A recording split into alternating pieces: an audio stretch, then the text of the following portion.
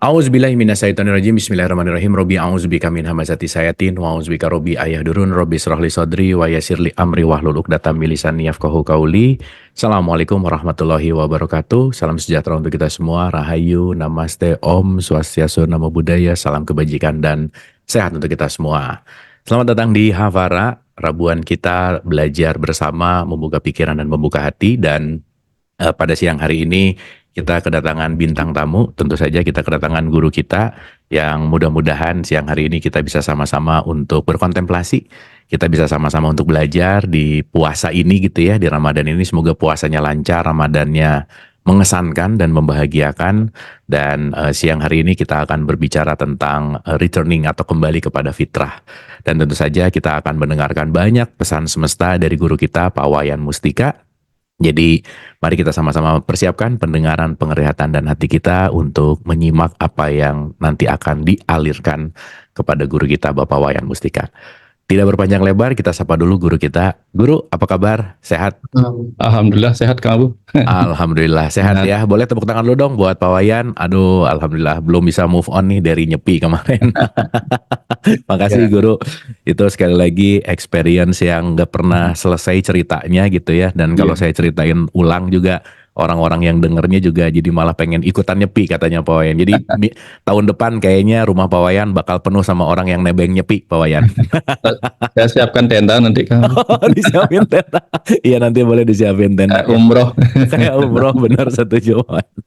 Oke guru, siang hari ini kita akan membedah tentang kembali ke fitrah, kembali kepada original dengan kita berpuasa, berRamadan. Dan saya rasa sudah mulai bukan kita melakukan ini dalam bentuk hanya tradisi atau dogma dan doktrin gitu ya, keharusan gitu. Tetapi mudah-mudahan semakin kita melalui Ramadan yang baru, semakin kita juga melakukannya dengan kesadaran yang berbeda gitu. So tidak berpanjang lebar, mari kita simak apa yang akan dialirkan oleh guru kita, Pak Wayan Mustika. Silakan guru. Terima kasih Kang Abu. Assalamualaikum warahmatullahi wabarakatuh. Salam sejahtera, Om Swastiastu, Namo Buddhaya, salam kebajikan. Semoga hari ini kita selalu sehat, walaupun dalam kondisi kita sedang belajar untuk menahan sesuatu, menahan rasa lapar, menahan dorongan dari animal mind kita, yaitu tentang food, ya, keinginan kita untuk makan. Hari ini saya berbicara tentang kembali ke fitrah, Kang Abu, ya, kembali ke fitrah. Gitu. Tetapi tentu nanti bicaranya, mau disclaimer dulu nih, Mbak, yang nanti akan dibicarakan itu tentu bukan tentang agama, tetapi tentang makna di balik itu. Nah, jadi ketika berbicara tentang fitrah, kemarin Kang Abu minta temanya adalah fitrah, tentu kita bicara tentang Islam. Islam tanda petik yang sering Kang Abu sampaikan, Islam huruf besar, I huruf besar, ya. Nah, jadi kapan itu ya saya nonton Kang Abu lagi? Jadi saya tinggal nonton Kang Abu dapat inspirasi lagi gitu. Ya, begitu nonton tentang fitrah, Kang Abu cerita tentang fitrah, tiba-tiba dialirkan sebuah pesan Kang Abu. Ya, pesan awal ini sebagai pembuka sebelum nanti saya mau cerita-cerita banyak tentang hal-hal lain yang bisa kita renungkan. Jadi ada pesan seperti ini Kang Abu, mudah-mudahan ini ada maknanya begitu. Kenapa harus terus menjadi Islam? Karena kita terlalu sering kehilangan rasa berserah, sehingga kembali menjadi tidak Islami lagi. Kadang kita baru saja Islam atau berserah, lalu tak lama kemudian kembali kehilangan keislaman itu. Karena itulah, keislaman diri harus terus-menerus diperbaharui melalui latihan demi latihan kehidupan. Begitu juga rasa kesejatian atau kefitrian akan selalu mudah menguap dalam kegelapan ego. Bagaikan pasir di gurun yang segera kembali kering setelah diguyur hujan. Hanya ketika menjadi samudra, disitulah pasir tidak akan lagi mampu melenyapkan air yang hadir padanya. Rasa keislaman atau kepasrahan, kefitrian atau kesejatian pada mereka yang telah meluas di setiap sel tubuh, pikiran, dan jiwanya, tak ubahnya bagai samudra yang telah mengisi basah setiap ruang-ruang pasir yang kering di gurun. Karena itu, keislaman dan kefitrian selayaknya terserap ke dalam setiap sel-sel tubuh, sehingga tidak ada lagi zat-zat hormon-hormon kecemasan, kebencian atas kenyataan, kemarahan atas segala hal akan diproduksi oleh sel-sel tubuh yang bahkan telah islami di dalam. Pertanyaannya, mampukah membadankan ajaran Islam ke dalam setiap sel tubuh kita? Mampukah menyertakan Islam atau kepasrahan mendalam pada setiap pemikiran kita? Sehingga apapun yang dikerjakan oleh pikiran, ucapan, dan tindakan, dia akan diwarnai oleh kepasrahan mendalam hanya kepada kehendaknya. Nah, itu bahan renungan yang disuruh mengingatkan kembali. Nah, renungan berikutnya ketika kita mau bicara tentang kembali ke fitrah, kembali ke sejatian. Saya tiba-tiba jadi ingat nih Kang Abu cerita tentang Mahatma Gandhi ketika dulu sekolah di Inggris katanya. Nah, dosennya itu menyampaikan pertanyaan di depan kelas. Kalau ada yang memberimu uang, menawarkan uang, dan satu lagi menawarkanmu kebijaksanaan, apa yang akan kamu minta? Apa yang akan kamu minta? Apa yang akan kamu mau terima? Terus Mahatma Gandhi mengatakan, saya akan meminta uangnya. Wah, semua orang tertawa. Semua orang tertawa. Karena idealnya adalah orang tidak minta uang, melainkan minta kebijaksanaan. Semua orang menertawakan Mahatma Gandhi. Tetapi Mahatma Gandhi kemudian menjawab, kan kita minta apa yang kita belum punya. Ya. Kita minta apa yang belum punya. Jadi artinya Mahatma Gandhi sudah memiliki banyak benih-benih kebijaksanaan, tapi uang yang dia belum punya. Nah, cerita ketika kita berbicara tentang kembali ke fitrah. Kenapa kita harus kembali ke fitrah? Ada apa dengan fitrah? Sehingga kita harus kembali. Apakah kita pernah tersesat? Sehingga harus kembali. Tetapi ketika kita tersesat dan ingin kembali, atau ingat untuk kembali, berarti kita ingat pada diri kita yang sedang tersesat. Dari sini kemudian renungannya adalah bahwa setiap kita mengatakan aku mau kembali ke fitrah, pertanda di sisi yang lain aku sadar bahwa diriku telah tersesat. Sehingga sadar diri tersesat.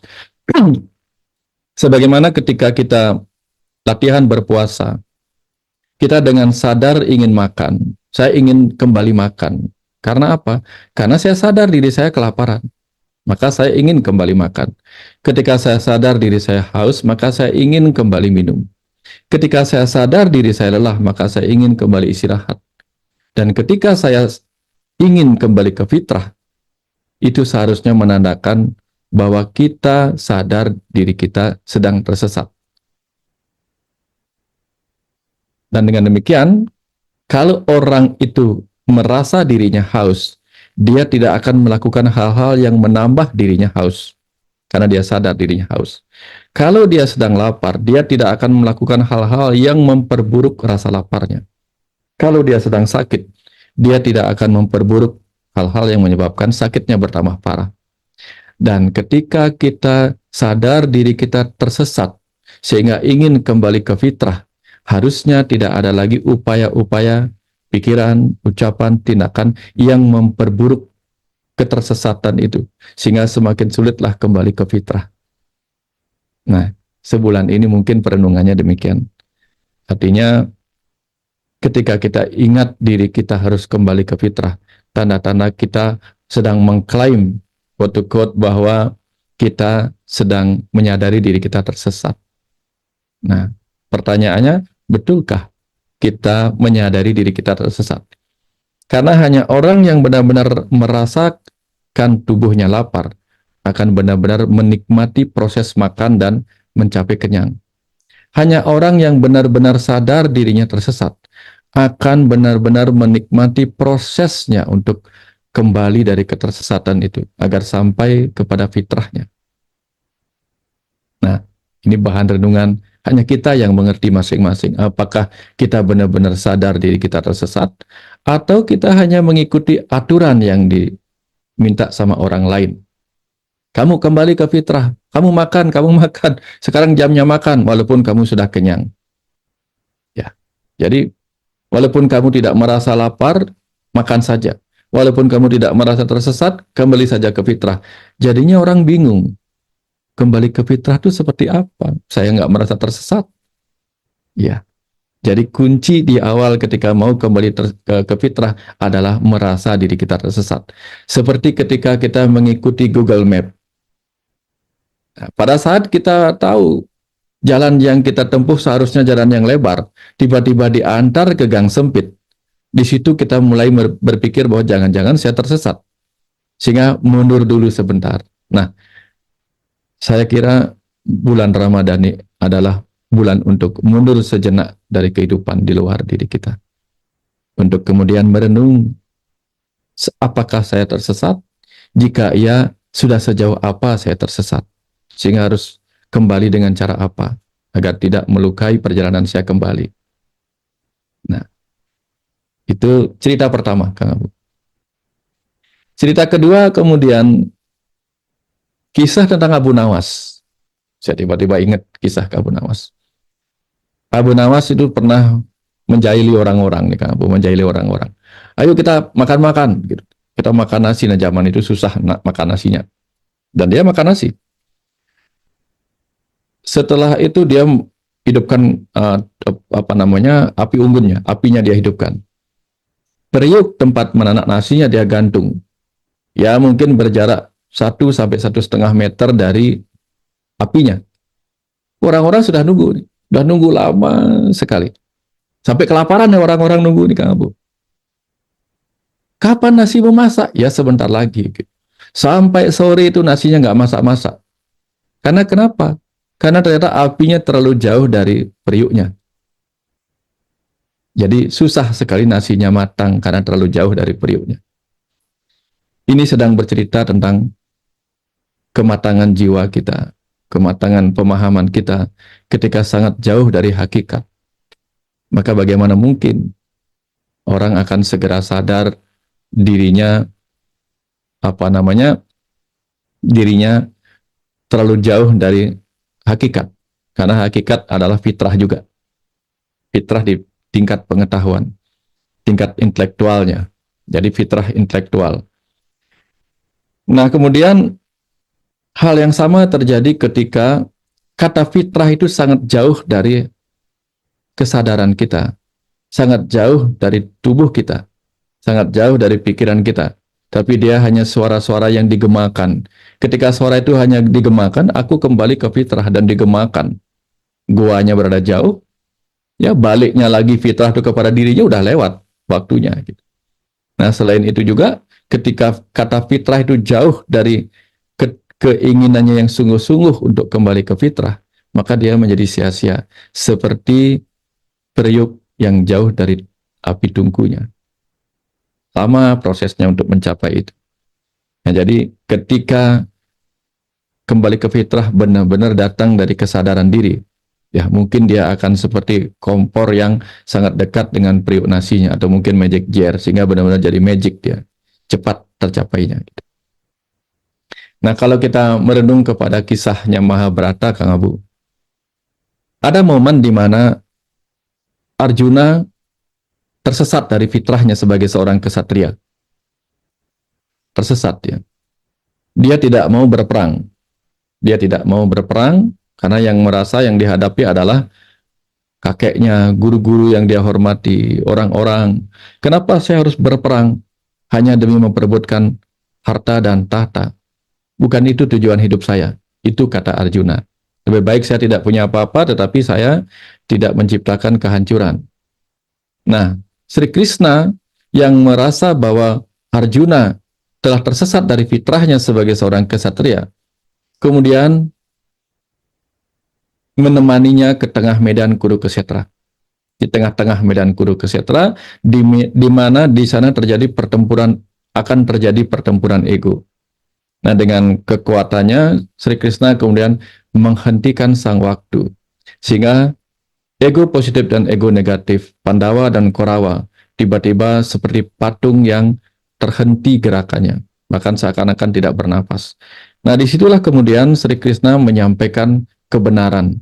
menyampaikan dharma, menyampaikan fitrah si Arjuna sebagai seorang kesatria. Karena fitrahnya sebagai seorang kesatria, dia harus berani mengorbankan apapun, bahkan mengorbankan dirinya. Karena untuk itulah visi dan misi kelahirannya di kehidupan ini. Nah, apa yang kemudian bisa kita petik dari cerita itu? Ketika seseorang merasa dirinya tersesat dari fitrahnya sendiri, maka sang jiwa dalam dirinya, Sri Krishna dalam diri, harus mengajak pikiran itu berada di tengah-tengah pertempuran ego positif dan ego negatif. Fight or flight yang didorong oleh animal mind dalam otak kita. Nah, animal mind kita tahu cenderung didorong oleh hasrat untuk urusan makan, minum, dan kebutuhan tubuh lainnya. Nah, itulah kira-kira menurut saya fungsi dari momentum puasa ini untuk mendiamkan reaksi-reaksi ego yang biasanya riuh berkeliaran di dalam ingin berperang. Nah, sekarang diajaklah kita duduk tenang untuk mengamati keinginan makan, hasrat untuk melawan keinginan makan. Dualitas itu. Satunya tubuh lapar, satu lagi keinginan makan ada. Nah, mana yang mau diikuti? Nah, pertempuran ego itulah dihentikan. Kira-kira tempat dihentikannya adalah di sini, di Hapara ini, di Zoom ini kali ini ya. Kita berhenti di sini untuk bercakap-cakap dengan pikiran kita, untuk mengajak pikiran kita menggiring tubuh pulang kembali kepada fitrahnya. Nah, dari sinilah kemudian kita harus kembali mengingat, kalau saya harus kembali ke fitrah, fitrah yang mana? Diingatkanlah kemudian bahwa setidak-tidaknya kita memiliki 3 bagian dari diri kita. Yang nyata, yang antara nyata dan tidak nyata, dan yang tidak bisa dilihat, yaitu tubuh, pikiran, dan jiwa. Dan masing-masing punya fitrahnya. Apa fitrahnya tubuh? Fitrahnya tubuh bukan hanya tentang suci. Jadi kalau bicara tentang suci, saya baru kemarin diajarkan sesuatu yang luar biasa, Kang Abu. Tentang bagaimana tubuh kita ini dibentuk oleh aksara-aksara suci, sehingga pada ujung-ujungnya tubuh kita ini adalah tempat suci itu sendiri. Baitullah. Kalau di Hindu dia menjadi tempat sucinya dewa-dewa. Kalau di jantung ada dewa Brahma, di paru-paru ada dewa Maheswara, ya, di hati, di lever ada dewa di jantung ada dewa Iswara, di paru-paru ada dewa Maheswara, di hati lever ada dewa Brahma, ya, di ginjal ada Mahadewa, dan di empedu itu ada Wisnu. Yang dimaksudkan sebenarnya tujuannya apa? Untuk mengingatkan kita bahwa tubuhmu adalah tempat suci yang harus dijaga kesuciannya. Kesucian sebagai apa? Sebagai kendaraan bagi jiwa. Nah, apakah selama ini kita sudah memulangkan tubuh kita kepada fitrahnya, yaitu sebagai kendaraan bagi jiwa kita untuk menyelesaikan visi misi jiwa kita, peran jiwa kita di kehidupan ini? Ataukah sebaliknya, kita hanya mengikuti keinginan-keinginan tubuh itu sendiri? Kita sibuk merawat kendaraan kita, sibuk membenahi kendaraan kita, menjaga kendaraan kita, tetapi kendaraannya didiamkan di garase, tidak dibawa kemana-mana. Ya. Jadi dibawanya malah jalan-jalan saja, sementara tugas kita dengan kendaraan ini bukan hanya untuk jalan-jalan, tetapi untuk pergi ke tempat-tempat di mana kita bisa mendapatkan hal-hal yang kita butuhkan. Karena hidup ini adalah pasar, seperti nyanyian di awal tadi, nyanyian kepada si kecil dalam diri kita, Putri Ayu, yang dinyanyikan oleh ibunya atau tubuh ini. Nah, itulah tugas tubuh, fitrahnya tubuh seperti nyanyian tadi. Si ibu bernyanyi, Putri cening ayu, wahai anakku yang kecil di dalam, tunggu sebentar di dalam, di rumah yang nyaman di dalam, di hati. Karena ibu akan ke pasar berbelanja dengan panca indera ini. Ibu adalah tubuh, kan tubuh adalah meter atau mother. Ibu akan berbelanja di pasar dengan seluruh panca indera ini. Ibu akan berbelanja apa yang ibu lihat, apa yang ibu dengar, apa yang ibu rasakan, apa yang ibu kecap. Karena semua itu akan menjadi bahan bertumbuh bagimu. Begitu pesannya ibu dari luar. Nah, seperti itulah fitrah tubuh kita dengan panca indera ini. Dia akan menggunakan mata ini untuk melihat pelajaran-pelajaran yang terlihat maupun yang tak terlihat. Untuk mendengar pengetahuan-pengetahuan yang terdengar maupun yang tak terdengar. Untuk merasakan pengetahuan-pengetahuan yang terasa maupun yang tak terasa. Nah, itulah fitrahnya tubuh kita. Dan karena tubuh, pikiran, jiwa adalah satu kesatuan, maka seharusnya kita juga sebagai pikiran atau sebagai jiwa ini menjaga tubuh itu tetap pada fitrahnya. Ya, kita kembalikan dia sebagai fungsinya. Dan ketika tubuh dipakai untuk menjalankan visi dan misi ini, tentu dia juga sudah memiliki petunjuk-petunjuk yang harus kita baca. Karena tubuh kita adalah kitab suci tertua yang ditulis oleh Tuhan itu sendiri. Nah, kita perlu membaca petunjuknya sehingga kendaraan ini yang sudah lengkap dengan buku manualnya itu tidak membawa kita tersesat dalam perjalanan kehidupan ini. Nah, kalau kendaraan tidak berjalan pada fitrahnya, maka pikiran juga tentu akan tersesat. Nah, sekarang kita lanjutkan fitrah dari pikiran kita. Karena pikiran kita itu adalah kecerdasan yang sangat aplikatif dalam tubuh kita ini. Maka pikiran kita itu ibaratnya kecerdasan atau AI yang ada pada mobil kita atau kendaraan kita. Maka seharusnya dia juga mengarahkan tubuh ini mengikuti apa yang menjadi tujuan dari jiwa di kehidupan ini. Fitrahnya pikiran adalah melayani tubuh, melayani jiwa. Melayani tubuh dengan cara memberikan tubuh makanan, minuman, istirahat. Memberikan oksigen yang benar, memberikan makanan yang murni, memberikan minuman yang murni, yang suci. Karena apa? Karena setiap sel tubuh kita dalam ajaran Kandepat yang baru saya bikin ini, judulnya Kandepat Tantra. Jadi bagaimana aksara-aksara suci di setiap sel tubuh itu adalah pesan bahwa apa? Jangan sampai ada sel-sel tubuh kita yang tidak kita jaga kesuciannya melalui makanan yang tidak suci, pikiran apa, minuman yang tidak suci, udara yang tidak suci, bahkan pikiran-pikiran yang malah justru menghadirkan hormon-hormon yang penuh dengan emosi-emosi buruk. Nah, tugas pikiran adalah menjaga kesehatan tubuhnya. Sehingga apa yang datang melalui materi ataupun datang melalui energi yang dimasukkan, juga datang melalui kecerdasan, itu adalah semuanya akan berefek baik dan menjaga kefitrahan dari tubuh kita dalam tugasnya. Sehingga jangan sampai di tingkat kecerdasan, pikiran malah memasukkan emosi-emosi kemarahan, kesedihan, kekecewaan, bahkan keputusasaan yang kemudian direspon oleh tubuh dengan menghasilkan zat-zat stresor, ya, kortisol, atau zat-zat lain yang menyebabkan tubuh malah menjadi tambah hancur. Bukan oleh apa yang dimakan, bukan oleh apa yang diminum, tetapi oleh apa yang dimasukkan oleh pikiran ke batin bawah sadar di setiap sel-sel tubuh kita yang cerdas itu. Itu. Jadi, kerusakan atau ketersesatan fitrahnya tubuh ternyata juga bisa disebabkan oleh pikiran yang tidak menjalankan kefitrahannya, tugas sucinya untuk menjaga kesucian tubuh. Itu baru kepada tubuh, belum kepada jiwa.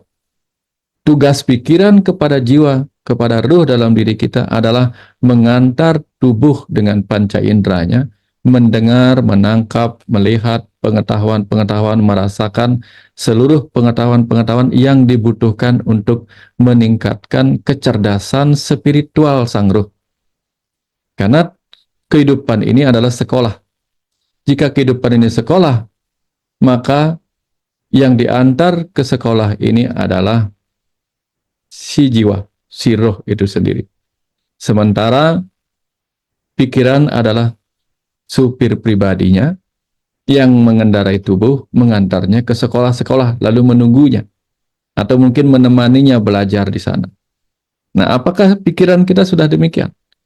Atau pikiran kita sibuk dengan dirinya sendiri, sibuk mencari keakuannya, sibuk mencari kepuasan bagi dirinya sendiri, sehingga dia lupa melayani tubuh, lupa melayani jiwa, tapi sibuk melayani dirinya sendiri dengan berbagai hasrat, keinginan, dan nafsu-nafsu yang sesungguhnya tidak akan pernah dibawa pulang oleh sang ruh.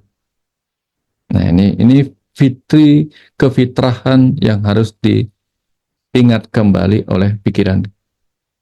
Nah, bagaimana dengan fitrah sang ruh dalam diri ini? Ngapain sebenarnya dia ke sini? Karena kalau kita bilang kembali ke fitrah, bisa jadi selain kembali kepada kemurnian, kepada kesucian, kepada asal, juga kepada apa visi, misi, dan tujuannya lahir di sini. Apakah visi misinya ke sini adalah menebus utang pelajaran karma? Maka dia harus banyak mengerti bagaimana konsekuensi dari pilihan-pilihan hidupnya. Jadi belajar dari pengalaman-pengalaman sebelumnya, kalau saya berbuat ini, dapatnya ini. Berbuatnya B, dapatnya B. Ini yang harus dipelajarin agar dia benar-benar paham terhadap utang pelajaran karmanya. Karena mungkin dulu dia tidak tahu, kalau saya mencuri ternyata ini efeknya. Kalau saya suka menyakitin orang, ternyata saya akan terlahir pada tubuh yang disakitin orang. Kalau saya suka menipu, ternyata saya akan tertipu juga.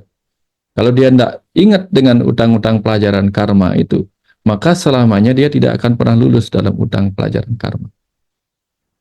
Nah, fitrah berikutnya adalah dia mengerti bahwa saya ke sini jangan-jangan tidak lagi untuk belajar utang pelajaran, tetapi menebus utang pengalaman rasa. Sehingga mungkin kita tidak akan perlu belajar apa-apa lagi. Kelahiran kita kali ini cukup sebagai roh yang merasakan disakitin orang, merasakan difitnah orang, ditipu orang, atau merasakan dibahagiakan orang, karena dulu kita pernah membahagiakan orang. Sehingga ketika kita sekarang membahagiakan orang, maka di situ kita ingat, oh mungkin dulu saya pernah membahagiakan orang. Tetapi tetap tidak melekat kepada keinginan-keinginan baru untuk di masa depan dibahagiakan lagi. Sehingga akhirnya apa? Karena nikmat rasanya dibahagiakan orang, akhirnya kembali melakukan kebaikan-kebaikan demi pahala baik di kehidupan berikutnya. Lagi-lagi melekat kepada kebaikan yang baru. Nah, ajaran kita adalah kita terima kebaikan orang, lalu kita lakukan kebaikan, tapi tidak lagi untuk menerima kebaikan, melainkan untuk melakukan saja sebagai ibadah kita pada kehidupan. Karena fitrah yang lain dari jiwa manusia yang diajarkan dalam Islam adalah menjadi rahmat bagi kehidupan ini. Jadi rahmat bagi seluruh makhluk. Ketika dia menjadi rahmat, itulah pahalanya. Bukan karena dia menjadi rahmat, maka dia mendapatkan pahala. Tapi karena dia diberi pahala lah, maka dia diberi tugas mendapatkan rahmat itu. Memberikan rahmat itu pada kehidupan. Yaitu fitrah yang lain.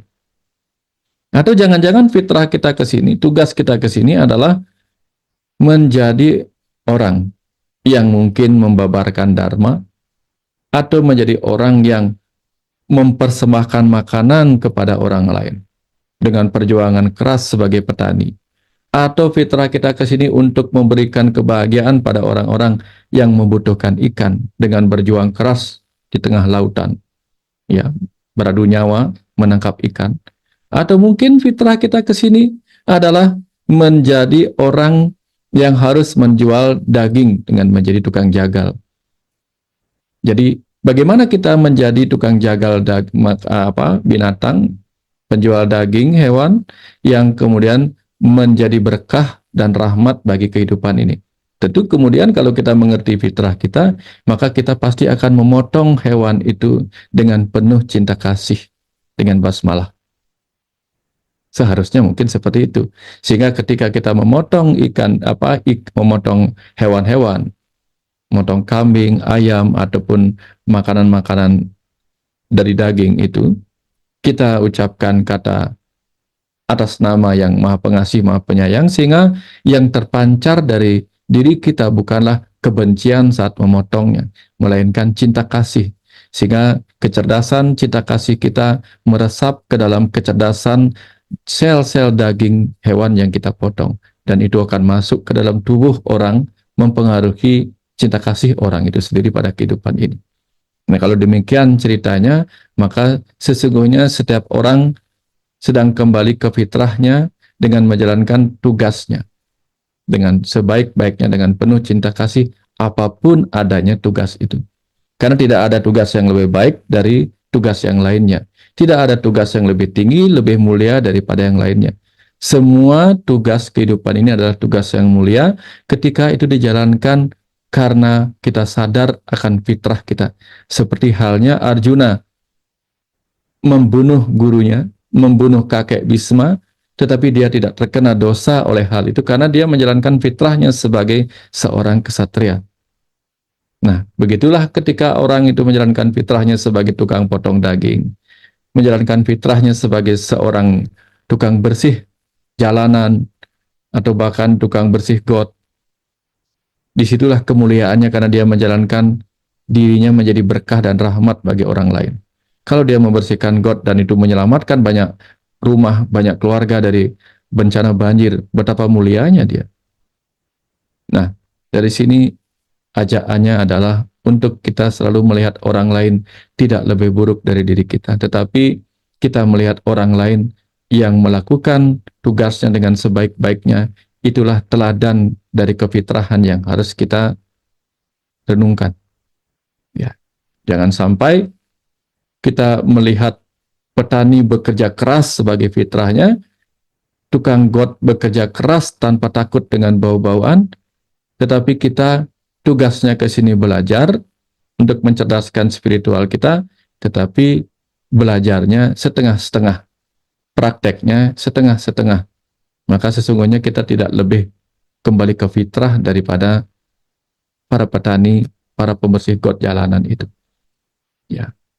Nah, jadi bukan dilihat apa yang dikerjakannya, tetapi bagaimana dia mengerjakannya.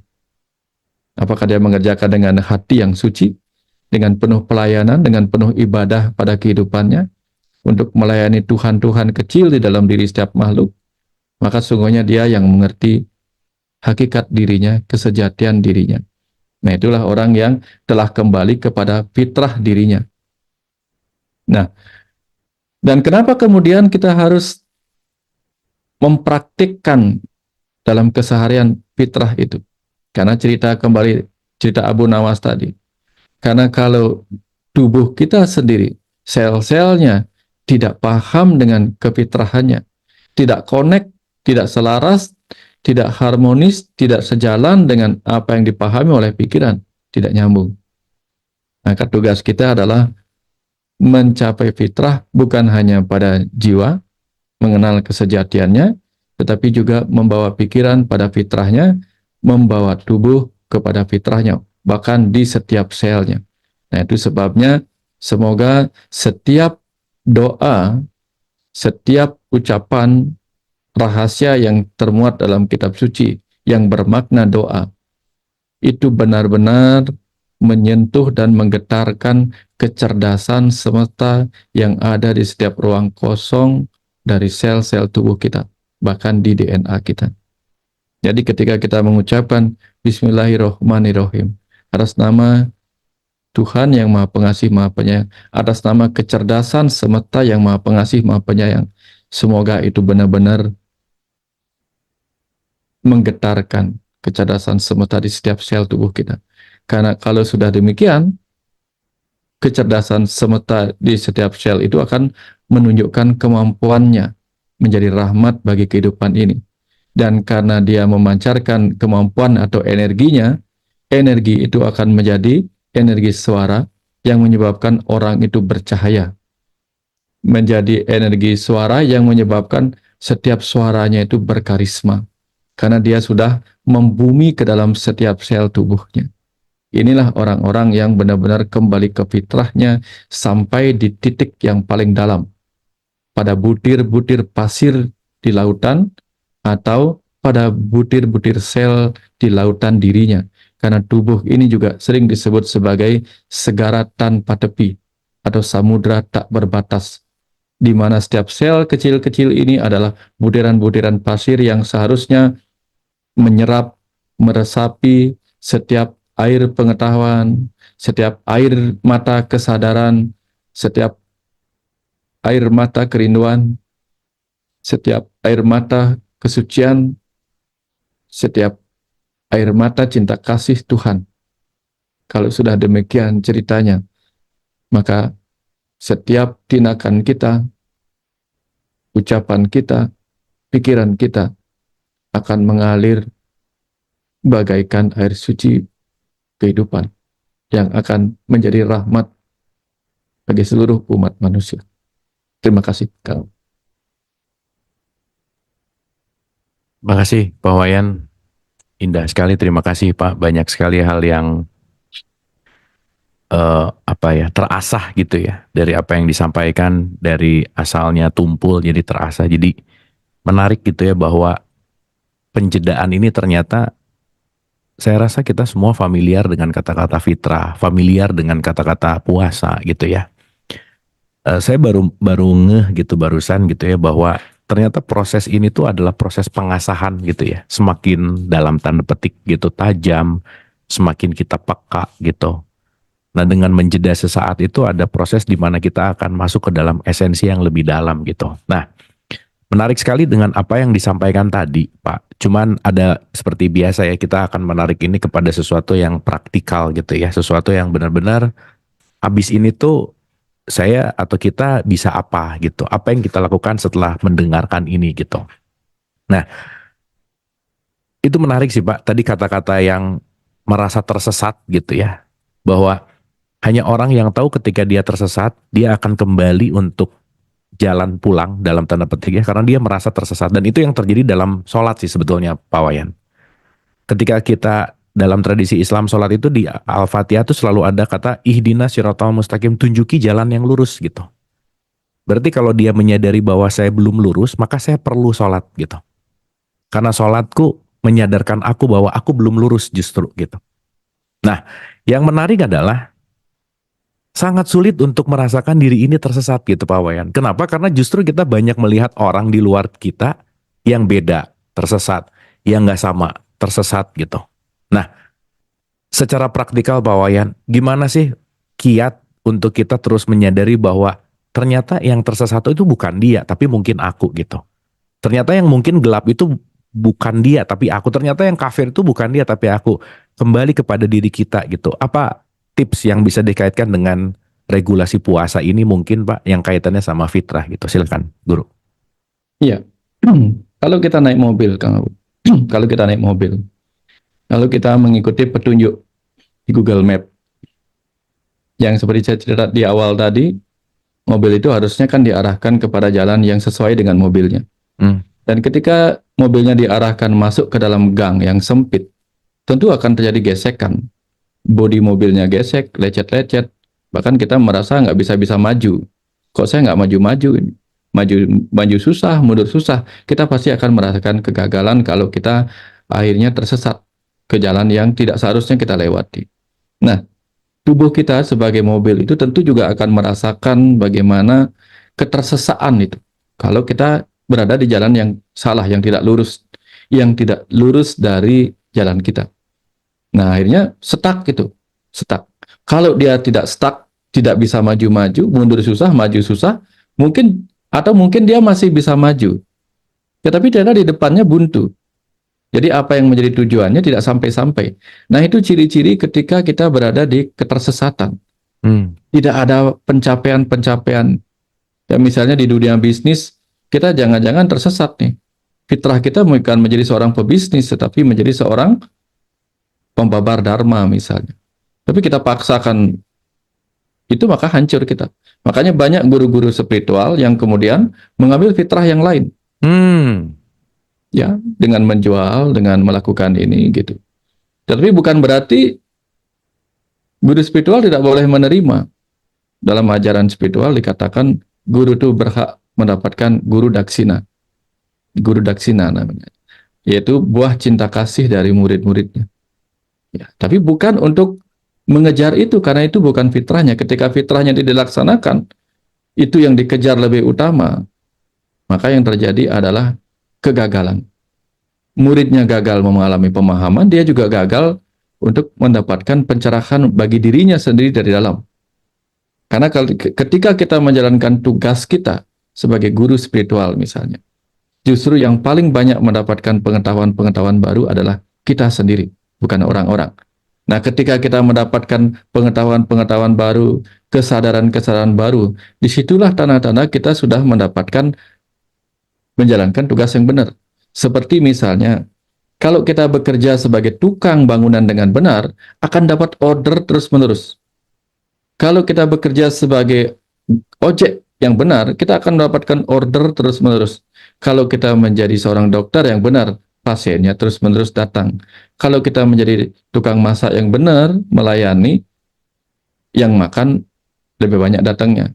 Atau kalau kita jadi guru spiritual yang benar, sesuai dengan fitrah kita dan lurus di jalan kita, yang terjadi adalah kita juga akan terus dititipkan pengetahuan-pengetahuan untuk dibagikan. Nah, kalau kita peka, kita akan tahu diri kita tersesat apa tidak. Dengan melihat apakah ada gesekan di jalan kita, dengan sekitar kita, apakah ada kebuntuan di depan langkah kita. Kok tidak maju-maju? Nah, itu ciri-ciri kita untuk mengenal bahwa kita ini tersesat apa tidak. Karena kadang-kadang lurus itu bukan berarti tidak tersesat. Lurus yang dimaksud. Tetapi kadang-kadang lurus itu juga bisa jalan tersesat. Tapi lurus yang dimaksud itu apa? Lurus satu arah dengan apa? Dengan visi dan misi kita. Kalau menjauh atau doh dari yang satu jalur itu disebutlah dosa. Jauh dari yang satu itu sebagai jalur perjalanan kita. Sehingga akhirnya kita merasa dosa atau dosa. Nah, dari sini kemudian kita paham bahwa ciri-ciri kalau kita mulai tersesat adalah apa yang kita cari tidak ketemu-ketemu.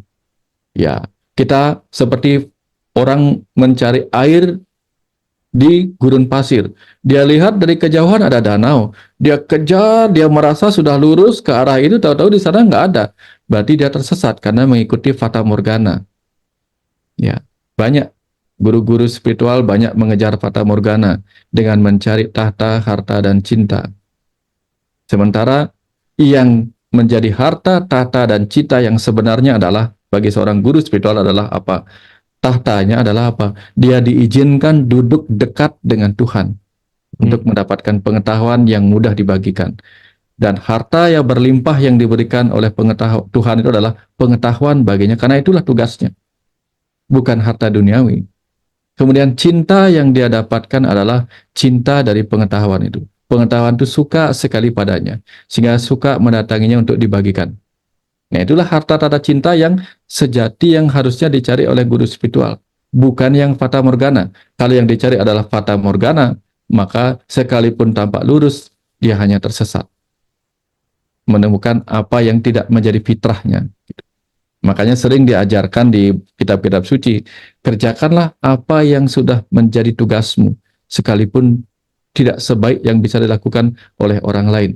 Daripada kamu melakukan sesuatu yang baik tetapi itu bukan tugasmu. Yang dipesan dari kitab suci. Nah, saya kira seperti itu ciri-ciri kalau kita tersesat, Kang Abu. Jadi aplikasinya, yang tahu kita tersesat lagi-lagi kita, karena kita yang merasakan. Kok saya mentok-mentok di sini aja ya? Kekayaan saya sudah berlimpah, rumah saya mewah dan sebagainya, tapi kok saya merasa kosong di dalam. Nah, ketika brankas sudah penuh, garase sudah penuh, kok ada rasa kosong? Berarti ada sesuatu yang belum kita dapatkan. Nah, itu hanya kita yang tahu. Berarti kita tersesat di jalan yang kita kira benar. Kira-kira seperti itu, Kang. Keren Guru, itu pemaknaan lurus tadi itu bukan masalah lurusnya gitu ya, tapi searahnya gitu ya. Wah, itu dalam sih Pak Wayan, makasih banget tuh. Sejalurnya, searahnya, jadi lurus bukan masalah letak ya vektor lah ya lurusnya, tetapi kan menarik gitu ya bahwa ketika keluar dari si searahnya tadi ya berarti menjauh, bahwa si dosa itu terjadi ya berarti menjauhi lah ya gitu kira-kira. Makasih Guru, itu tuh dalam banget. Nah, bicara tentang Google Maps tadi gitu, kita tahu bahwa ketika kita lahir, figur otoritas kita adalah orang tua gitu. Dan mungkin semakin dewasa figur otoritasnya mungkin pemuka-pemuka agama, pemuka-pemuka spiritual gitu Pak Wayan. Dimana itu kan akan berputar-putar gitu ya, dimana nanti membuat sebuah belief system gitu, keyakinan dan seterusnya gitu. Nah, gimana sih kalau kita bicara tentang Google Maps yang sejati gitu, dengan proses, dan saya rasa Kita tahu bahwa semua guru sejati itu nggak pernah ada di luar diri kita. Nah, prosesnya untuk menemukan itu tuh gimana sih Pak Wayan? Supaya kita, yang kita anggap bahwa ini Google Maps-nya versi terbaru gitu, padahal jangan-jangan nggak diupdate gitu. Masih Ya, pakai Google Maps yang mungkin jalan barunya ini belum ada nih ya dalam tanda petik gitu. Dan kita yakin banget lagi. Dan abis itu baru sadar ketika, ya balik lagi ya, udah nyasar, udah mungkin terjatuh di jurang atau apapun itu namanya. Tetapi poinnya adalah bagaimana kita selalu mengupdate si Google Maps tadi supaya kita terus sadar untuk kita menuju kepada arah yang benar gitu. Silakan Guru. ya. Setiap benih, Kang Abu, ketika dia terlempar ke bumi, yang pertama yang tampak seakan-akan melindunginya adalah tanah. Ya, tanah itu memberikan dia tempat bernaung, seakan-akan melindunginya. Kemudian dia tumbuh pelan-pelan.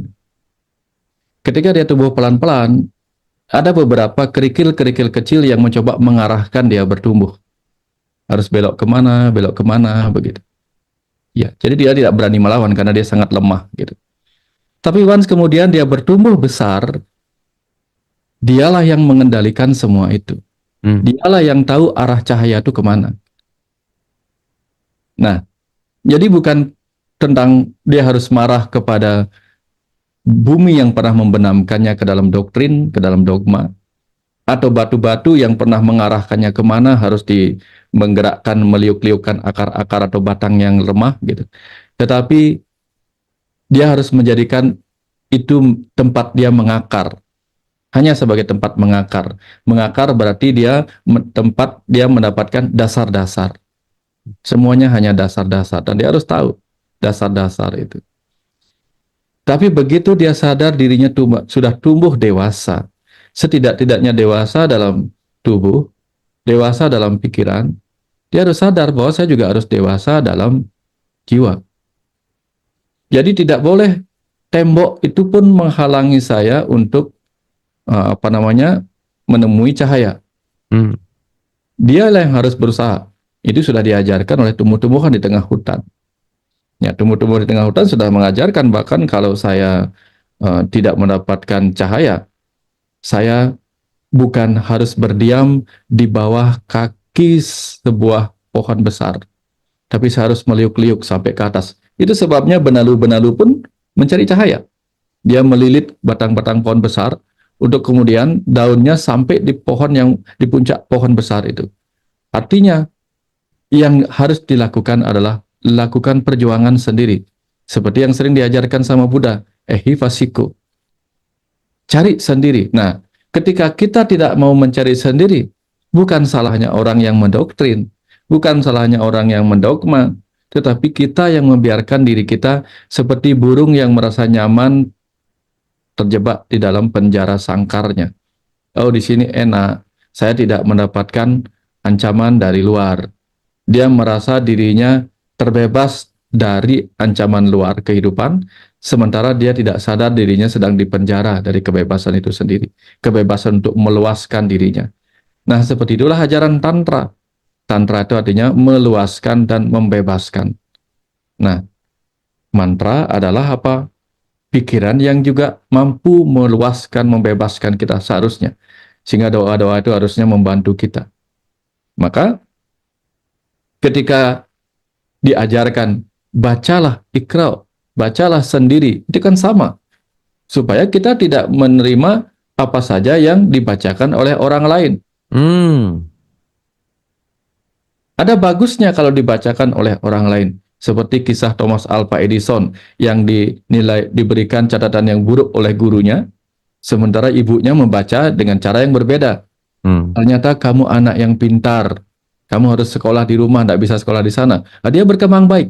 Tapi kalau misalnya ibunya yang menjadi guru itu malah membaca yang berbeda, si anak yang sebenarnya pintar kemudian dibacakan berbeda dengan cara yang lain. Misalnya apa? Kamu tidak boleh berguru kepada siapapun kecuali kepadaku. Kamu tidak boleh menjadi apapun kecuali ini, gitu misalnya. Nah, itu berarti apa? Berarti suatu ketika Thomas Alva Edison menua, dia harus mengerti apa sih yang sebenarnya dibaca oleh ibu saya dulu.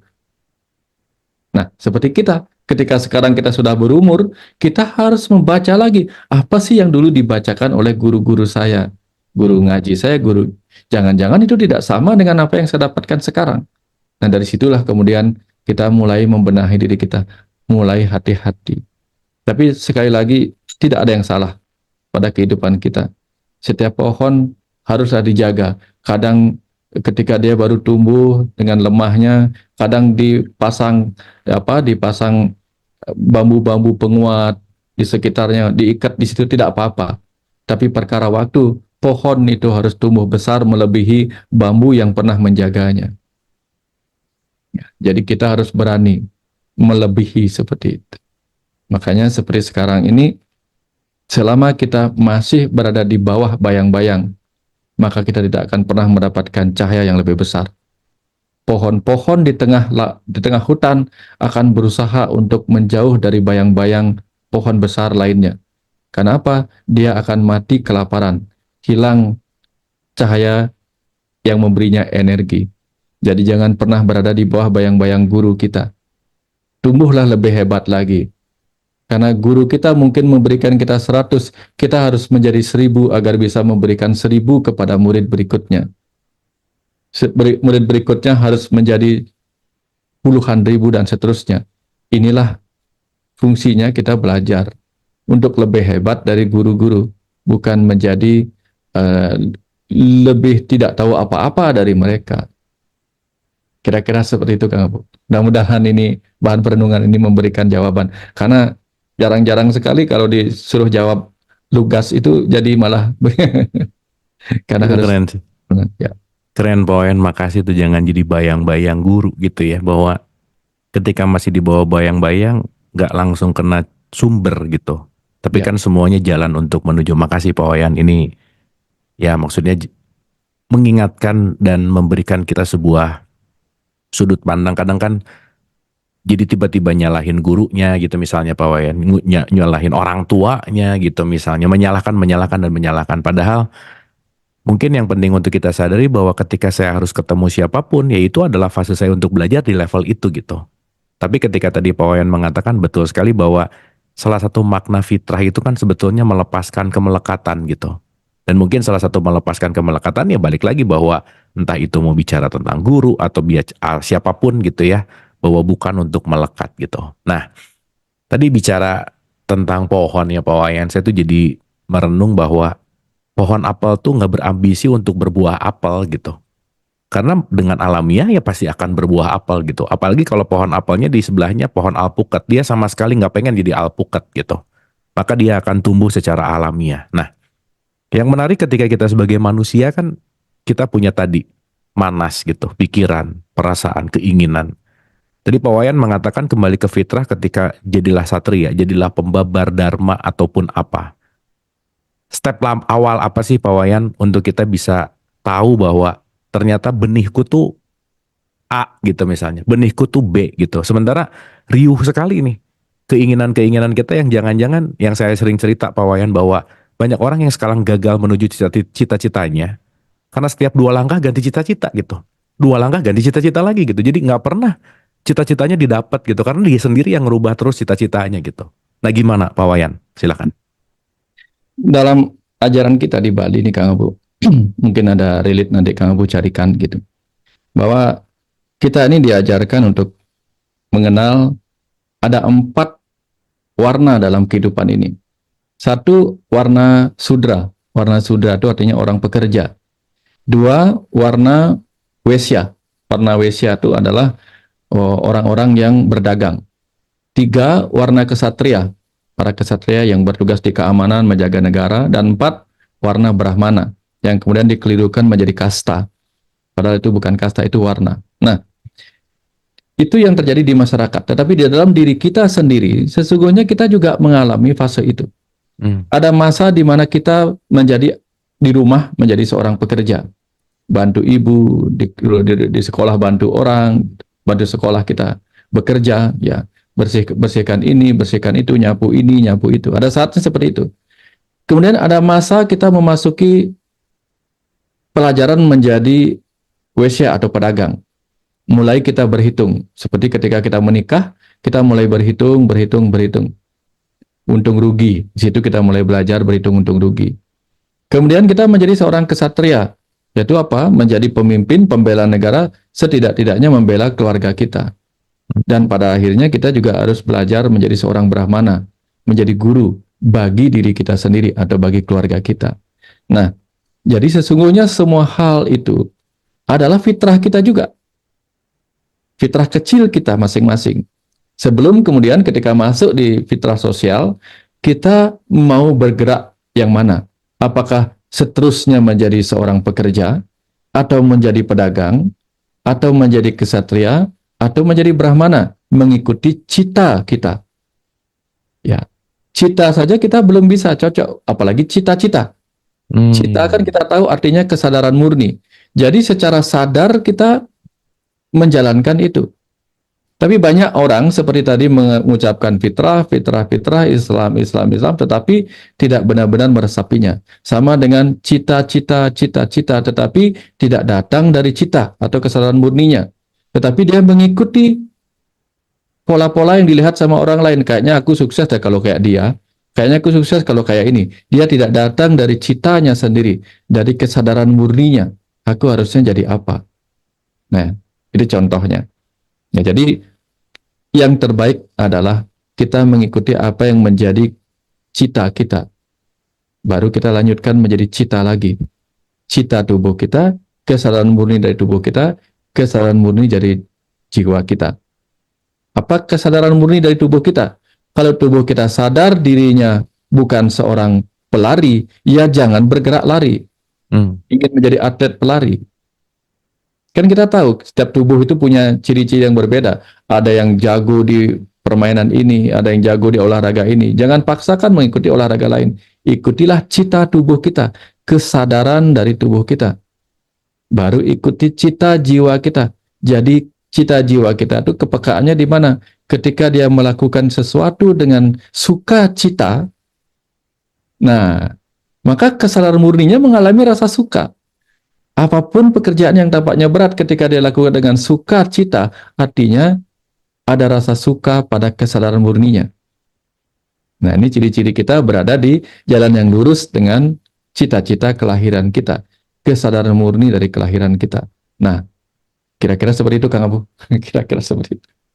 Keren Poen, makasih nih si cita ini menarik ya. Cita itu adalah kesadaran murni gitu ya, bukan keinginan ternyata ya, bukan sesuatu yang didambakan, diraih, digapai, tetapi itu datang dari sebuah kesadaran murni gitu. Nah, ini yang sering terjadi sih Pak Wayan. Kalau kita bicara dalam konteks kesadaran gitu ya, mungkin si kesadaran orang A levelnya katakanlah sudah menuju kepada hakikat gitu. Nah, tapi mungkin temannya atau pasangannya masih di kulit gitu. Nah, sehingga yang hakikat itu berusaha mengangkat si yang kulit ini naik gitu. Sementara yang kulit juga karena taunya kulitnya jadi berantem terus gitu. Padahal dua-duanya meyakini dalam konteks yang namanya katakanlah gitu ya, menjalankan sesuai dengan perintah gitu kira-kira.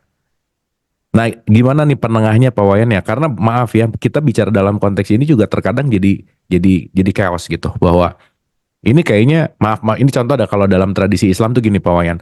Kalau udah di level, aku kan udah di level hakikat gitu, kamu masih di syariat gitu misalnya. Ini nih kerap sekali terjadi permasalahan-permasalahan gitu. Gimana untuk menengahi problem ini gitu Pak Wayan, silakan. Anggaplah level orang yang tercerahkan adalah level orang yang bisa memberikan kesejukan, mengalir bagaikan air. Ya kan? Kalau levelnya masih bawah, masih marah-marah, jadi masih berapi-api levelnya. Nah, jadi kita sedang berbicara tentang air dan api. Fitrahnya air adalah turun ke bawah. Fitrahnya api adalah naik ke atas. Maka kalau kita adalah orang yang sudah mengalami pencapaian di level air, mengalami kesejukan, turunlah, tidak apa-apa, turun. Baru bisa bernyatu. Kalau apinya di atas, airnya di bawah, mana bisa menyatu mereka? Makanya sesuatu itu bisa matang kalau apinya ada di bawahnya air di dalam periuk. Tapi kalau airnya ada di bawah, apinya di atas, nggak nyambung. Nah, artinya ikhlaslah untuk turun sebagai air. Ya, nanti tunggu saja apinya di atas. Nah, baru bisa menyatu. Jadi kan kadang-kadang Si air menunggu, sini kamu api datang ke atas. Aku tunggu kamu di sini, nggak nyambung. Api mana bisa, belum apa-apa nanti lidah apinya udah keburu hilang kekurangan oksigen. Udah Hmm. air turunlah. Nah itu simbolisasi bagaimana orang yang tercerahkan harus mau turun, memberi kesejukan kepada api. Ya makanya itu sebabnya orang-orang dewasa yang sudah mencapai pencerahan ketika ingin menasihati anaknya, dia turun ke level anaknya. Bukan anaknya disuruh naik ke dewasa, nggak nyambung, susah. Hmm. Makanya dia jongkok, seorang ibu yang penuh pengertian, seorang ayah penuh pengertian akan jongkok sehingga berada pada titik yang setara kepalanya dengan anaknya. Bukan anaknya disuruh naik ke kepala bapak. Hmm. Nah, itu sebagai contoh bagaimana orang yang tercerahkan harusnya mau turun membumi. Ya, bukannya aku loh lebih tinggi daripada kamu, tetapi si apilah yang menunggu. Aku nggak bisa menjaga kamu, kamulah yang kesini membumi. Gitu. Ya, kira-kira seperti itu, Kang. Mudah-mudahan dipahami. Pak Wayan. Simpel tapi jelek sih. Makasih banyak Pak Wayan. Terima kasih. Oke, ini saya tuh kalau ngobrol sama Pak Wayan banyak banget lah yang berkembang. Cuman kan kita juga harus berbagi ya. Siapapun teman-teman mungkin ada yang mau jump in untuk ngobrol atau bertanya. Ini udah ada satu nih pertanyaan dari nickname-nya Rino Alwan. Bagus nih pertanyaannya Pak Wayan. Assalamualaikum dan selamat siang Mas Abu Marlo dan Pak Wayan Mustika. Saya izin bertanya apa saja keistimewaan bagi orang beragama non-Islam berpuasa di bulan Ramadan. Terima kasih sebelumnya. Nah, ini nih Pak Wayan mungkin kita penting melihat puasa ini dalam universal self gitu ya.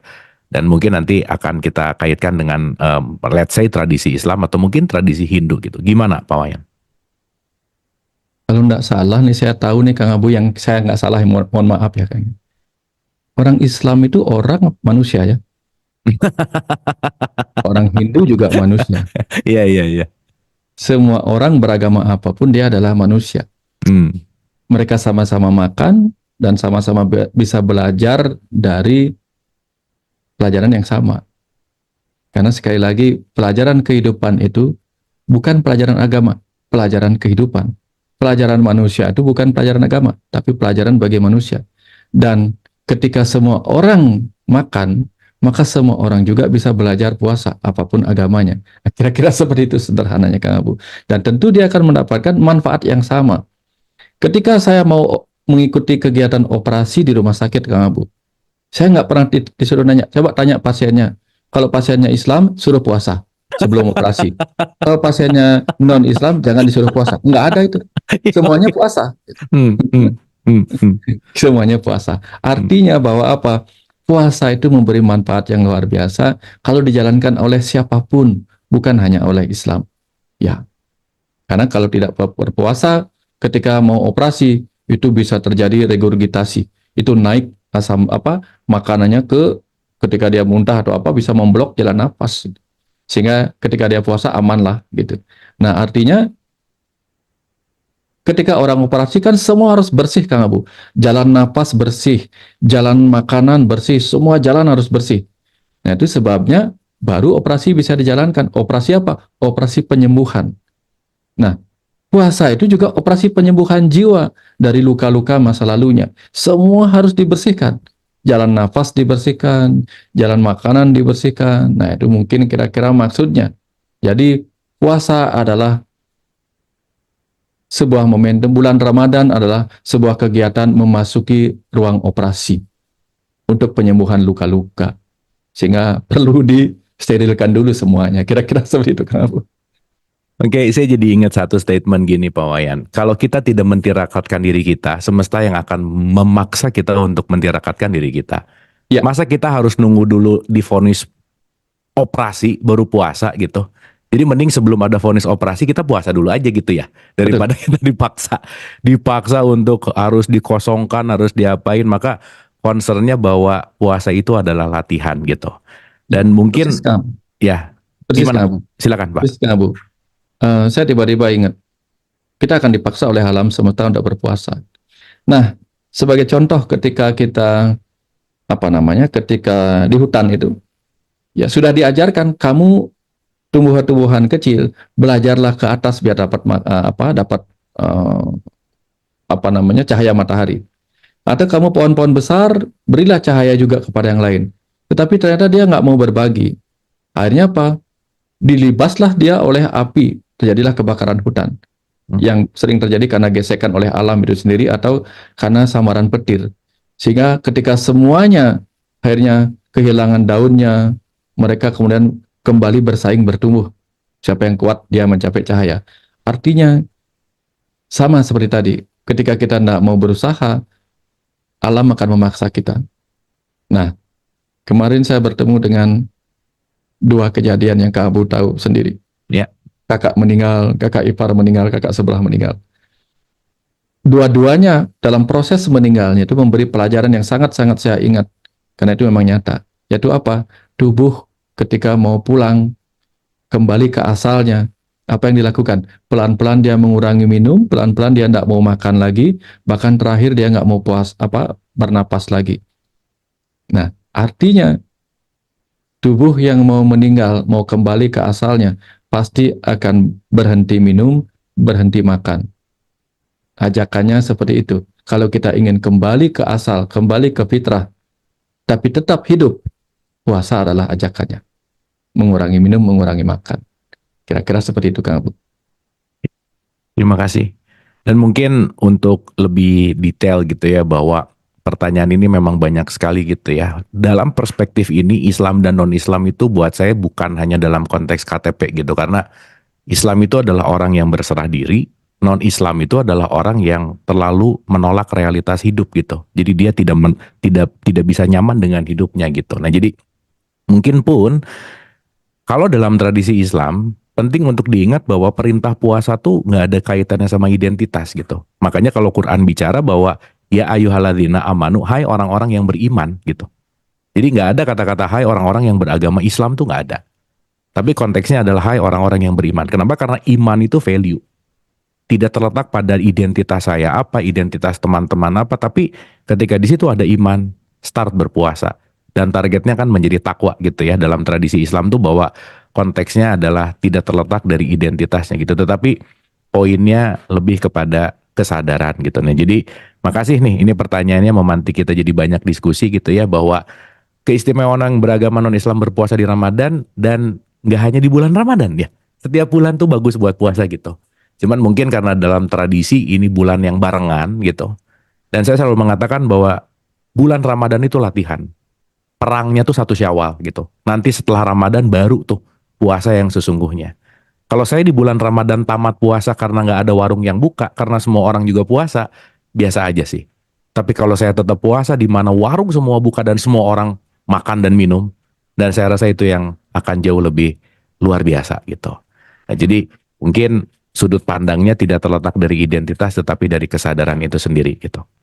Makasih pertanyaannya. Ini dari nickname-nya Damayanti. Rahayu, ketika belum mampu membaca fitrah dalam diri, maka akan mengakibatkan adanya energi yang tidak bisa mengalir lancar. Lalu manusia sibuk membersihkan segala luka masa lalu. Kehidupan terus berjalan. Apakah hakikat kehidupan adalah untuk membersihkan atau menjalani hidup sebagaimana adanya tanpa harus merasa terjebak luka masa lalu? Wah, ini menarik Pak Wayan. Antara move on dan kita menemukan fitrah, atau ngeberesin luka lama untuk kita berubah gitu. Gimana Pak Wayan? Silakan. Iya, Kang Abu. Fitrah tubuh adalah menjadi kendaraan bagi jiwa. Dan untuk menjalankan fitrahnya itu, maka seluruh bagian dalam dirinya harus mengalir. Darah mengalir, nafas mengalir, cairan empedu mengalir, ya, listrik mengalir melalui serabut-serabut saraf, semua harus mengalir. Karena tubuh manusia hampir 90-80% itu air. Sedang diajarkan kepada kita bahwa fitrah tubuh adalah mengalir. Termasuk di otak kita. Otak kita tuh hampir 70% itu air. 70-80% juga air. Artinya otak kita yang merupakan tempat di mana pengetahuan itu diproses, itu juga harusnya mengalir. Dan jiwa kita itu juga sesuatu yang sifatnya harusnya mengalir karena dia mengisi ruang kosong, dia mengalir bersama putaran waktu. Dengan demikian artinya kalau sesuatu itu tersumbat, bagaimana dia mengalir? Bagaimana dia akan menemukan fitrahnya kalau dia mengalir? fitrahnya darah adalah mengalir di dalam tubuh. Kalau ada sumbatan, maka dia tidak berhasil memberikan energi kepada tempat yang tersumbat. Maka bisa terjadi stroke, jantung, dan sebagainya, kesemutan, dan sebagainya. Kalau aliran listrik pada saraf tidak mengalir dengan baik, yang terjadi kelumpuhan. Kalau tidak terjadi aliran cairan limfa, yang terjadi apa? Bengkak-bengkak di kaki, seperti pada orang yang terkena elephantiasis namanya, penyakit kaki gajah.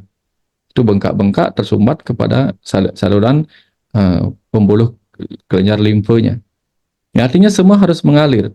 Nah, sumbatan-sumbatan itulah yang akan menyebabkan luka. Sumbatan pembuluh darah akan menyebabkan luka, perdarahan. Sumbatan di kelenjar limfe, di empedu, semua sumbatan di saluran kencing juga menyebabkan luka. Jadi sumbatan di pengetahuan akan melukai. Makanya jangan sampai kafir itu menyumbat. Ya, banyak yang terjadi. Kafir itu justru menyumbat. Menyumbat orang yang mengatakan kafir, kalau dia sendiri justru kafir, mengkafirkan dirinya sendiri. Nah, jiwa yang tidak mau membebaskan dirinya dari kemelekatan sehingga dia tidak mengalir bersama putaran reinkarnasi, putaran karma, maka dia juga akan terluka, akan mengalami kekacauan. Nah, kira-kira seperti itu. Fitrah kita memang mengalir terus-menerus, tubuh mengalir, pikiran mengalir, jiwa juga mengalir dengan dalam fitrahnya masing-masing. Kira-kira seperti itu, Kang Abu. Oke, makasih Pak Wayan. Dan ini mungkin pertanyaan terakhir sebelum kita dialirkan pesan semesta. Dan ini sangat relate sih. Bagaimana kita bisa ini DM ya. Bagaimana kita bisa memaafkan sesuatu yang itu tertampak sekali sangat menyakiti hati berkaitan dengan puasa, bahwa puasa itu adalah bagaimana melepaskan, bagaimana juga kita menyucikan gitu. Karena dalam pandangan saya ketika belum memaafkan, maka saya belum suci. Tapi secara kebalikannya, bahwa memaafkan pun adalah sesuatu yang saya rasa tidak mungkin gitu. Wah, ini menarik nih Pak Wayan. Silakan. Ya. Kenapa harus memaafkan ketika sesuatu itu kita lihat benar? Kita harus memaafkan ketika sesuatu itu terlihat salah. Tapi ketika sesuatu yang terlihat salah itu tidak mengubah dirinya menjadi benar, maka kita akan sulit memaafkan. Karena sesuatu yang kita anggap salah, kita berharap yang salah itu memperbaiki dirinya. Setidak-tidaknya meminta maaf dan mengubah kesalahannya menjadi kebenaran. Tapi sayang yang tadi kita lihat salah tidak bisa mengubah dirinya, bahkan tidak mau mengubah dirinya menjadi benar. Akhirnya muncullah blocking kita untuk memaafkan. Karena kita tetap melihatnya salah. Nah, jadi yang masalah sebenarnya siapa? Kita yang tidak mampu melihat kebenaran di balik kesalahan itu. Atau dia yang memang kita paksa berubah. Nah, sebagai contoh ini, di cerita Mahabharata, siapakah yang salah antara Bhisma dengan Dewi Amba? Bhisma merebut Dewi Amba dari dalam sayembara, padahal Dewi Amba sudah punya pacar. Sementara Bhisma memang tidak menginginkan Dewi Amba. Tapi karena Dewi Amba merasa Bhisma telah merebutnya dari dalam sayembara itu, dia harus menikahi Dewi Amba. Itu menurut Dewi Amba. Sehingga dia tidak bisa memaafkan ketika Bhisma menolak menikahi dirinya, menikahi cintanya, menolak cintanya. Tetapi Bhisma merasa, saya nggak salah kalau menolakmu, karena saya memang tidak merebut kamu. Saya hanya merebut Dewi Amba dan Ambika dan Ambalika. Saya nggak ada. Kamu kembalilah ke pacarmu, ksatria yang lain. Tapi Dewi Amba mengatakan, aku tidak mau, aku hanya mau pada kamu. Nah, akhirnya terjadi pertengkaran, sama-sama merasa tidak salah, sama-sama merasa benar. Akhirnya terpaksa Bhisma melakukan ancaman. Akhirnya ancaman itu menyebabkan panah Bhisma terlepas dan matilah Dewi Amba. Apakah kemudian Bhisma salah karena membunuh Dewi Amba? Kalau kita melihat kebenarannya, enggak. Karena kalau saja Dewi Amba tidak terbunuh oleh panah Bhisma, maka Bhisma tidak akan punya jalan untuk kepulangannya. Karena tidak ada seorang pun yang bisa membunuhnya kecuali titisan Dewi Amba yang menjadi Sri Kandi.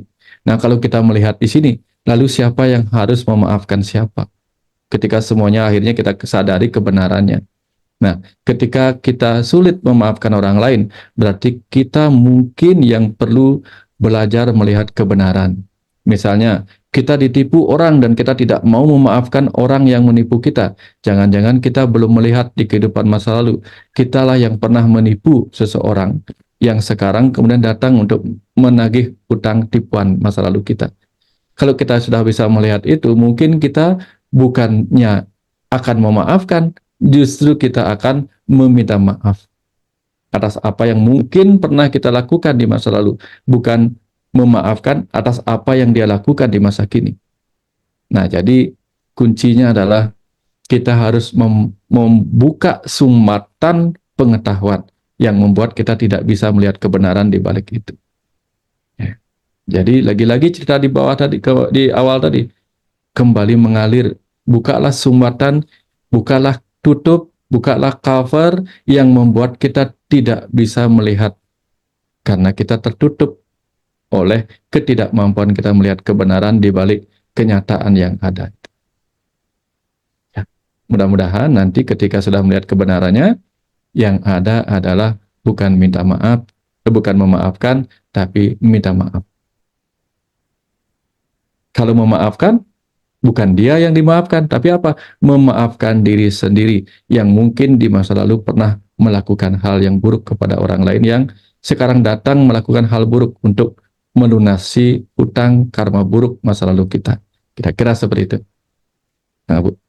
Keren, Pak Wayan. Terima kasih. Terima kasih. Boleh tepuk tangan dulu buat Pak Wayan. Pak Wayan, makasih banget nih, banyak sekali insight di siang hari ini. Saya rasa untuk kita kunyah pelan-pelan, untuk kita alami ehopasiko tadi gitu ya. Bukan hanya karena kita dengar dan kita merasa mengetahui gitu, tetapi apa yang kita ketahui saya rasa harus diicip-icip sendiri-sendiri gitu. Mudah-mudahan terinspirasi untuk kita mengicip semua hal apapun yang dialirkan di siang hari ini, sehingga kita benar-benar bukan yakin karena ucapan orang lain, tetapi aku yakin karena pengalamanku gitu.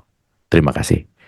Seperti biasa Pak Wayan, kita siap untuk dialirkan pesan semesta. Diperkuat lagi dengan sebuah pengetahuan yang saya dapatkan ketika kuliah dulu. One must learn by doing the thing. Or thought you think you know it, you have no certainty until you try it. Itu saya lupa namanya siapa yang memberikan itu. Tapi itu pesan bahwa kita harus melakukannya sendiri. Sekalipun kita merasa sudah mengetahuinya. Mengetahui itu baru di level anumana pramana. Tahu di pikiran, detailnya. Tapi kita perlu pratyaksa, periksa sendiri, buktikan sendiri. Cicip-cicip. Ya, kira-kira seperti itu. Dan sekali lagi tadi sempat dialirkan, Kang Abu, kenapa kita harus punya iman? Karena kita aimen. Iman adalah aimen. Aku adalah manusia, sehingga aku harus punya iman. Kira-kira seperti itu tambahannya. Semoga momentum Ramadan ini menjadi momentum memasuki ruang dan waktu operasi yang menyembuhkan. Operasi yang menyehatkan kembali tubuh, pikiran, dan jiwa. Agar bisa terus melaksanakan tugas-tugas kehidupan ini. Terima kasih banyak. Assalamualaikum warahmatullahi wabarakatuh. Waalaikumsalam warahmatullahi wabarakatuh. Terima kasih Pak Wayan, sangat indah siang hari ini kita diberikan nutrisi yang sangat mengenyangkan ya, yang mudah-mudahan sekali lagi apa yang kita dapatkan, apa yang teralir menjadi sebuah trigger kita juga untuk lebih meniti ke dalam gitu ya, untuk lebih kita check up lagi gitu, untuk lebih kita juga mawas dan waspada tentu saja, dan kembali kepada hai orang beriman, ujungnya bertakwa, bahwa takwa itu adalah tetap sadar dan tetap bangun. Nah, senantiasa pembicaraan kita ini membangunkan kita terus. Terima kasih teman-teman Ibu dan Bapak atas kebersamaannya. Semoga bermanfaat. Mohon maaf lahir dan batin. Wabillahi taufiq wal hidayah. Assalamualaikum warahmatullahi wabarakatuh. Terima kasih Pak Wayan.